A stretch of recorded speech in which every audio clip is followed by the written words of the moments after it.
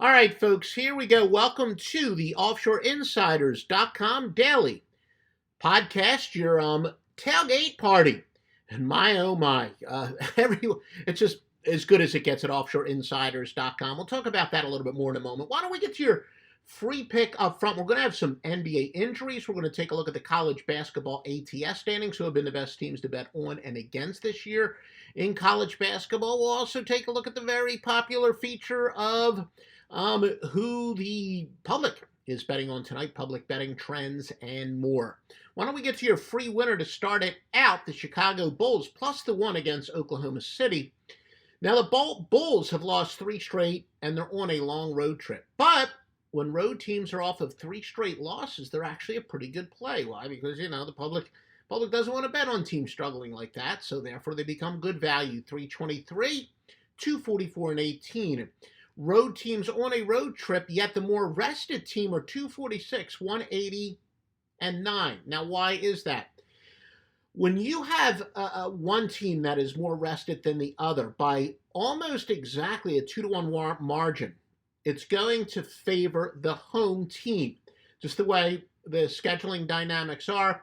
It's road teams that play back-to-back nights more often, 3 games and 4 nights. I guess the 4 games and 5 nights don't happen quite as much, 5 games and 7 nights, etc. So when there's an anomaly, you got to exploit it. When one team has 2 more days rest, that favors the home team by just short of a 3-game margin. In other words, a home team has at least 2 more games rest than the road team does on a regular basis by a 3-to-1 margin. But this is that 25%. This is a 25% of the time that the road team has the big rest advantage when one team is 2 games more rested than the other. Now, there were some COVID reasons, or the Bulls' last game was postponed. But when a road team has at least 2 more days rest than the home team does, they cover at a 53.5% rate because, again, this is very rare when the road team is substantially more rested, that is. Our second best simulator gives the Bulls a 56.3% chance of covering. Now, our top model does give a very, very modest edge to the Bulls, but, the point is it's not like it's going the other way. Darius Bazley, solid power forward for Oklahoma City, is questionable. He averages double-digit scoring. Meanwhile, Bulls star Lauri Markkanen is probable, and Ryan Archie Dion-Jocko is also likely to come back for Chicago. Look, yeah, I've been struggling with Archie Dion-Jocko's name ever since he was in Villanova. A native of the Philadelphia suburbs. Not that that would really matter, but anyway, been watching him for quite some time. But yeah, one of those announcers and podcasters, I guess, nightmare. All right, who is the public betting on tonight? The public loves, the road favorites in the NBA. At least the top pick is a road favorite. New York is actually favored by 73% of bettors. Hard to believe that New York Knicks would be a 2-point road favorite. I guess 21 is quite strange as well. How often do you get to say the Knicks are a road favorite? Then New Orleans by 70% of bettors, but that's significant because the public generally likes favorites. But yet 70% of the bets are on underdog New Orleans. And then back to the road favorites, but the Clippers are a very distant third, but that's not really even a significant one at all. As far as college basketball, Siena, 96% of the bets are on them. Right in game, St. Francis of PA also with 96%. Cal Santa Barbara has 90%. Stetson, a case where the home underdog is a popular play here. So that is actually, again, very rare where the public is siding with an underdog. So therefore, when you weigh it accordingly, you got to be aware of that. Public dogs generally die, to be honest with you. So generally, fading public underdogs is a pretty good play.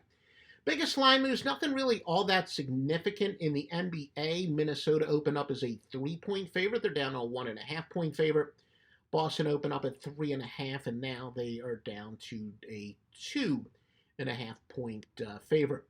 Insofar as college basketball, of course, 1 or 2 games are already underway, but a game that starts at 5 o'clock Eastern. Charlotte opened up as a 1.5-point underdog. And again, this is in college basketball. They're a 2-point favorite.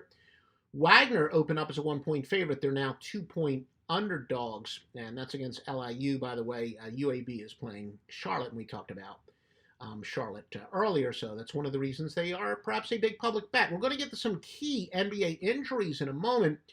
Again, never has we've seen anything like this. Every single sports service is beyond on fire. The Master Lock Line off to the greatest start in sports history by any sports service in any sport ever. 83-35 this college basketball season. Stevie Vincent, one of the greatest runs, all sports runs ever, 60-17, including 49-13 in pro basketball.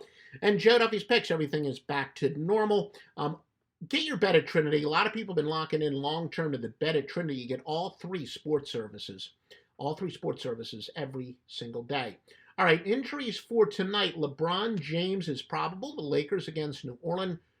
Karl Anthony Towns is considered to be very probable. Minnesota and Memphis. Anthony Davis will play for the Lakers. Andre Drummond for Cleveland against New York is probable.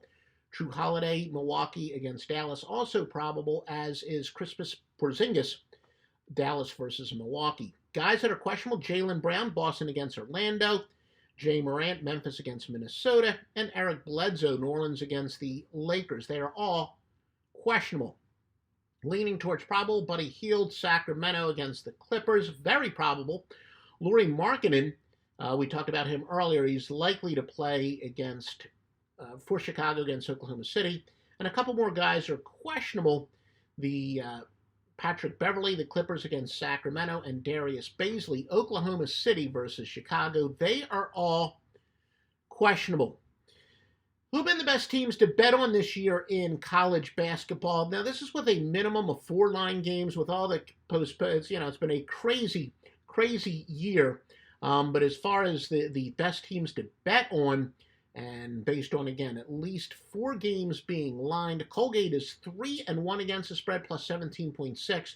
Drake remains the best team to bet on. A perfect 11-0 plus 12 points per game, covering by an average of 12.5 points per game, I should say. Lafayette 4-0 by 9.6. Morgan State 5-1 by 8.8. And then finally, Missouri State's been a very good bet, 7-1, covering by an average of 8.5 points per game. Who have been the best teams to bet against? Boston University, winless in 4 line games, failing to cover by an average of 15.8. McNeese State, 1-4-1, minus 11.8 points per game. Yeah, Duke, they suck. 1-7 this year, failing to cover by double digits, an average of 10 points per game. Bucknell also failing to cover by 10 points per game, but they're only 0-4. So again, if you love free information like this, and why wouldn't you? And oops, you know what? Did I have my wrong microphone on? I apologize for that. There we go. That's a better microphone. Always need to check my mic. Sorry about that. My microphone's a little bit better now. Oh boy, may or may not want to listen to this. Hopefully I didn't sound like I was too much in a tunnel. But anyway, if you like information like this, please literally like it. Literally give us a like, give us a retweet, comment. If you're watching on YouTube, please give us 5 stars. If you're listening on iTunes or on Stitcher or anywhere else where you can rate us. And again, always visit us at offshoreinsiders.com for the best information. You get vetted sports books and a whole lot more at offshoreinsiders.com.